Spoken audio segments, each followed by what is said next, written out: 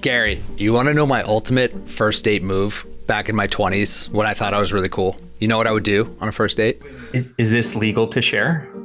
This is legal to share, yes. Here's the signature Adam LaDolce move for a first date. I'd show up with this, and I just put it on the table right here and be like, oh, I'm sorry, I'm late. Just was riding my motorcycle.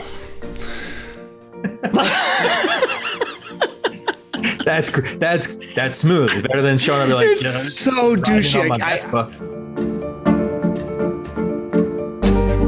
I honestly, I think I maybe did that once, and I got made fun of so hard. And that's where I was like, I like that girl. It's good. It was probably Jessica, honestly. No, that would actually really be a great sign, right? Of someone that I know would get along well with you. If you actually did a kind of a D-bag kind of move like that. Yeah. For those just listening, I brought my motorcycle helmet for this podcast. Well, I rode my motorcycle here. Just happened to have it. Here's my motorcycle helmet. And then if the girl's like, really, dude, does that work for you? Like, that would be great. That's a good line. Totally. When a guy's trying really hard to impress you on a first date, make fun of him. I swear to God, like, I wish I had the first date with Jessica recorded, because she was just like tooling on me in like a very fun, playful way. And I was like, ooh, I like this. Like, that's what I need. Give me more of that. Because I think I was going to say every guy, but I think every cool guy likes just a little bit of banter, like a little bit of like back and forth, like to kind of show like, hey, we're kind of all on the same page. But I think all of this is just, what I love about that opening is first dates can be weird. They can be awkward. Everybody goes into them with almost, worst case scenarios. And we need ways to get over that. And that's what I love about what we're talking about today. Have fun. This isn't an interview. Interviews are lame. By the way, I like to spice up interviews too. You can make them fun too. Make it fun. You're getting to know a person. You're having a good time, and you're really there to see if you find each other attractive. That's really a first date. What is really the purpose of a first date? Really, you're not going to know if he's the love of your life. You're not going to know if you're going to be even exclusive with this guy. Really, all you're going to get is like, do I like him? Would I go out with him again? Most of the information you're going to get, if it's an online meetup, like you're just meeting him for the first time from an online dating app, really what you're going to get is he in real life similar to what he portrays himself online? That's pretty much it. Like, you're not going to get that much more. A little bit of banter, and that's it. So have some fun with it. The second and third date, that's where you go a lot deeper. But this should be a good one. I think that I love like that is the premise of the whole entire thing, because it should be about having fun. The fact is, though, when people go out on their first dates, it's intimidating.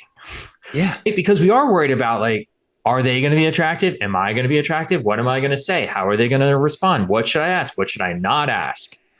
Right. And if you're not really thinking about how to approach those questions, there's disaster at every turn. Like, you could screw it up royally all over the place. And so, it's a natural fear to worry about those things, but that's not a strategy. Like, if you think it's going to be awkward, you're going to be right. But if you think it's going to be go well, and you're going to be confident, you're going to learn great things, and it's going to be kind of a fun experience, you're also going to be right. And so what I like about what we're doing today is I've heard so much information about first dates out there when it comes to coaching this thing, where it's basically like, don't worry, just act yourself. Don't worry, just have faith it's going to go well. Just be yourself. And it's like, no. Yeah. No, that's well-intentioned, but it's misinformed. And so rather than just giving you like these platitudes and things that sound good, but just really don't work, we're going to give you 4 specific concrete strategies of things you can do on a first date that's going to make it go a whole heck of a lot better. Yeah. And just on that whole be yourself thing, again, great, well-intentioned advice, but it's just not very helpful. What does that even really mean? Just be yourself. I get it. Like, be authentic, all of that stuff, but say be authentic. That's better. But just be yourself means just be who you are. Like, it's such useless advice. I find it to be such lame advice. Well, it almost sounds like just wing it. It'll be fine. Right. And it's like, well, you wouldn't do that for an important job interview necessarily. Right. Like, you would go in prepared. You go in with some questions, some things you want to find out about, which I think is exactly the right mindset for this. And so that actually perfectly brings us to the first strategy to use on a first date. And it's so simple, which is instead of worrying about being interesting to the other person, focus on being interested. Focus on drawing out of them information, things that are cool about them, because you're going to walk into this first date not worrying, will he like me? How can I be impressive? No, because why? You already know you're awesome. You're great. You're confident. You're walking into that first, of course they're going to like me. And it's something that you say in the Little Love Steps, AAA, always assume attraction. And if you walk into your dates always assuming attraction, that's starting off in the exact right place. You talk about, having that first date and the woman that came back to you and kind of teased you about your motorcycle helmet. That's a confident woman. Yeah, totally. It's, when you've always said like, be interested, not interesting, like my initial response to that has always been like, I don't know, but maybe you should be interesting. But the more you said it, it's really resonated with me. And now I'm repeating it to our clients all the time, because I think back, I used to do like some of these dating shows. I was like a host on a few different terrible reality TV dating shows. And there were some dates I would like be in a van watching, and then I'd give them coaching afterwards. Like literally I'm in a van in like New York City. Adam's creepy dating van? Yeah, I was in like a creepy dating van with like a camera, and like they're filming me like reacting or whatever. But there'd be some dates where people would go on the dates and all they're trying to do is be interesting. They're trying to talk about themselves. I've done all of this. And then the other person's like, oh, that's so great. I've also been to Italy. Oh my God, it's so great. Oh, I've been to Germany. And then it's going nowhere. And then there's some dates. I just remember one date in particular, they sat across from each other and were like, tell me about you. Like, I really want to get to know you, the person. Obviously, there might have been some better questions there that went deeper from there, but it's more of an energy. And if both people are interested in one another, it makes for just such a better conversation. That's where the clicking happens. That's where the connection point is. It's not where both people are just trying to impress one another. No one cares. No one cares. And when you're interested, it's other focused. And right. What do you eventually want in your relationship? You want two people who are not just focused on themselves, they're focused on each other. And so let's start dating in a way that is very close to the relationship we want to have. And here's the craziest part about this whole thing is if you go in, we want the other person to like us. Like, we're human. Everybody wants that, of course. So rather than trying to impress them, be interested. And guess what's going to happen? You are interested in them. You ask them questions. You're genuinely caring about what they're saying and getting to know them. Guess what is going to happen 100% of the time? They're going to like you. Right. We like other people who are interested in us. We like other people who show us attention. And then the best part about this whole thing is it takes all of the pressure off of you. You're not trying to put on this dog and pony show to be impressed. You're just there to be curious and ask questions and learn about somebody. I have a question for you. Have you ever had this happen? It must have happened to you with our clients, because this has happened so many times to me, where a client would be like, I went on a date with a guy last week. I wasn't really that into him, but he didn't end up calling me this week. Like, and that's weird. Like, why didn't he call me? I'm like, because you weren't interested in him.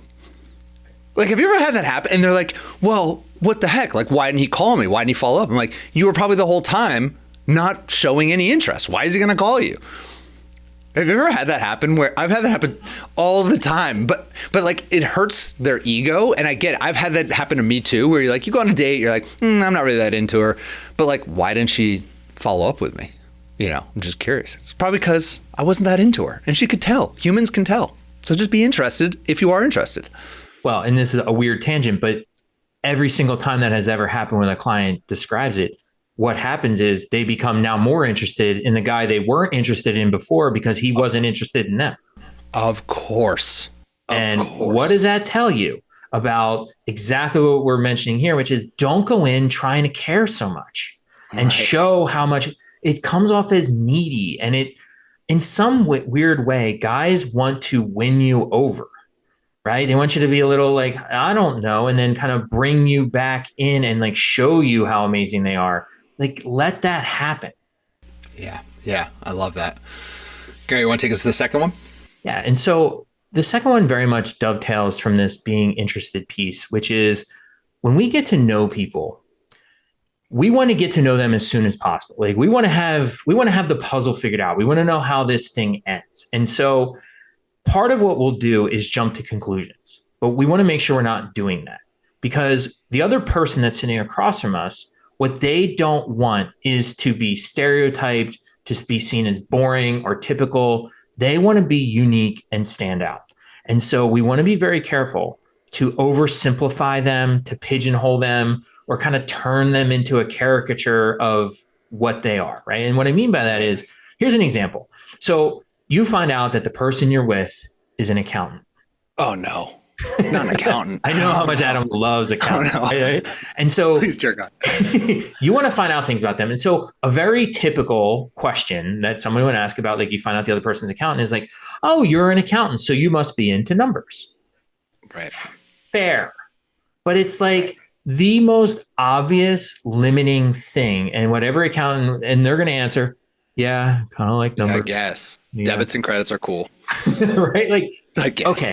Now, that's fine for small talk in an elevator. Fine. But on a first date, you want to make them more unique. You want to make them stand out, and you have to help, and you ask better questions. And so instead of saying, oh, you must be into numbers, you say, what's the biggest misconception people have about accountants? Ooh. Now they get, because they're going to have one. Guaranteed. Right. Oh, most people think that we're just into numbers, but no, we're whatever. I don't know enough about accounting to know what they would say, but they're going to have something. Right. Yeah. And so very similarly, like if you don't want to make it about the job, you just ask somebody like, what's your hidden talent? Right. Like that allows them, you're setting the stage for them to be unique, to be different, and not like everybody else. So try to find, when you're having conversation, try to find all the ways they violate expectations. They're contradictory to everybody else. How are they? And then you say things like, you know what's really special about you? And then you point something out. You know what I find really unique? You know what surprised me about you? Every one of those prompts, as soon as you say it, they're going to perk up, be like, I don't know, what surprised you? Like they're now curious. They're dying to know what you're about to say next. And then you get to share some insight that they're like, huh, wow, that's not the typical thing everybody else says. And talk about making a first date easier. Just that little bit of like being interested in that way. Golden. Damn, Gary, you got game, bro. You got game. I wish I could have seen you on a date. Oh, I wish I could have been in the van watching Gary on a date. Just like, oh, what's the biggest misconception about accountants? And they're like, oh, it's like very sensual. And he's like, yeah. And I stay away from your dating van. It sounds bad. Get into my van, my love van, baby. Come on in. Spray painted on the side. Free love advice. No, that's too funny, man. Oh, I wish I could have seen it. Too bad. It'll never happen. But all right. Advice number 3, which is, this is true when you're just meeting a person for the first time as well as a first date. Let's skip over some of the facts. Fact-based questions are so boring. And I get it. Like early conversations, they can be a lot about family, relationship history, hobbies, where are you from, what do you do, yada, yada, yada, blah, blah, blah. And then what happens is we then take in that information and we try to play the PhD Gary role, the psychologist, the armchair psychologist, and we try to extract and infer from that information. We try to extrapolate from there. He likes dogs, so that means he must be outgoing. Oh, he is divorced, so that means he's not ready for a relationship. And when we start to take a fact and then infer more information, we are just filling in the blanks. We're fibbing ourselves, as Gary will say. And when we go on these fact-finding missions, what we are really doing is we're being the interviewer. We're being the reporter. And it's just not romantic. It's not fun. I mean, all of us have been on a date, I'm sure, where the person's just drilling you with questions, just everything. And they're like simple, easy, basic questions. And it's like, this is so not fun. Like, I don't get, just isn't fun. Oh, where are you from? Oh, I'm from Sharon, Massachusetts. Oh, okay. Do you have a brother? Yeah, great. What about, do you have parents? Yeah, I have parents, like, alive. Okay. Like, it's like it's just like, this isn't interesting at all. So instead, maybe dig deeper, focusing on learning how they think, what they feel, how they're motivated, and the why behind everything. Rather than asking him what he does for a living, ask him why he does what he does for a living. Why are you an accountant? Why do you find that interesting? What about accounting kind of just lights your fire? Oh, nothing. And let's say he says nothing. All right, I know a lot of accountants. He goes, nothing. But, well, there must be something that draws you to it or drew you to it in the first place. There must be something that excites you about your day. Yeah, you know what? Actually, there is an interesting thing. I really like meeting with the team and doing some forensic accounting, whatever boring thing they do. There's something there. We've lost all accountants as subscribers at this point. But rather than focusing on facts, focus on feelings, trying to elicit the feelings of how they feel about what they do. If someone is like, for example, I am very big into kite surfing. Gary, you know this. I'm going on the water, hopefully this evening, maybe. But whenever someone finds out I'm into kite surfing, they'll be like, oh, where do you go kite surfing? I'll be like, oh, I go in South Boston. I go in Nahant. Oh, really interesting. I have almost never had anyone ask me, like, what does it feel like to be in the air when you're jumping? Like, no one's ever asked that. And it's like the one question, like if someone asked that, I'd be like, exhilarating. It's so wild. It's so crazy. Swimming with the sharks. There was a 15-foot shark sighted the other day. It's like, it's wild. And then guess what? Like, I'll light up and I'll bring out emotion because I'm now connecting with that question. So notice the difference. Where do you go versus what's it like? How does it make you feel? Changes the whole dynamic of the conversation. Yeah. And I think, just to circle back quickly to something you said earlier that I think is really important is when you focus too much on facts, I think one of the mistakes I see women make a lot is they're very good at gathering facts. They gather a lot of this information and then they like to make a lot of inferences from it. Right. And so it's, oh, are you a firstborn? Yes. And then they kind of move on from there. But then later they do this like post-game analysis of like, oh, firstborn, that means he's blankety blank, blank, blank, blank. And it's like, maybe, but also maybe not. Right. And so you just want to be really, really careful about those things. And then those deeper questions, one of the pieces of research that we know is that there are these 36 questions that actually my research advisor from grad school developed. And it's basically the exact 36 questions aren't that important, but it's 36 questions to help find love. And the whole idea is just ask better questions, ask deeper, more emotional, more meaningful questions, and you're going to get to know people better. Yeah, I love it. Gary, you want to take us home with the final piece? Yes, I love that I get to do this last one because I love talking about this and I will try not to talk about this for 20 minutes. But tell me more. Why do you feel that way? So much of conversation isn't about what you say. It's much more about how much you listen and how well you listen. And so the fourth key to not have this be a whole long lecture, the key most important thing is the power of paraphrasing. And so what that means is when other people talk and explain what is going on in their life or something, you have to be ready to repeat it back to them or call back to that at a future point. Not necessarily in like a English major thesaurus challenge where you're swapping out all the words, but it's like, oh, remember when you were talking about your childhood pet? That's a paraphrase in the sense that they told you a story about their childhood pet that meant something to them. You then refer to it later. You're showing, not just telling them you're listening, you're showing that you're listening. And everybody then, when you have listened, knows that you care. And that is, people want to feel seen, heard, and understood. And so being a good listener is going to help you do that, right? So one of the best examples is someone tells you a long story about their job. Whole long thing. They say all these twists and turns and plots, and then the copy machine, and then my boss said this, and then they did this. You don't have to recount every last little plot twist. Your job as a paraphraser, this is going to force you to be a really good listener. You figure out what was the key piece of that.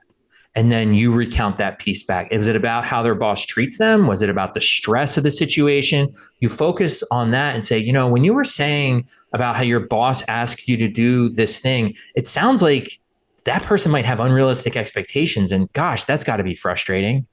Like, that's a level of listening that most people, frankly, just don't bother with, because most of the time we're just listening, waiting our turn to talk.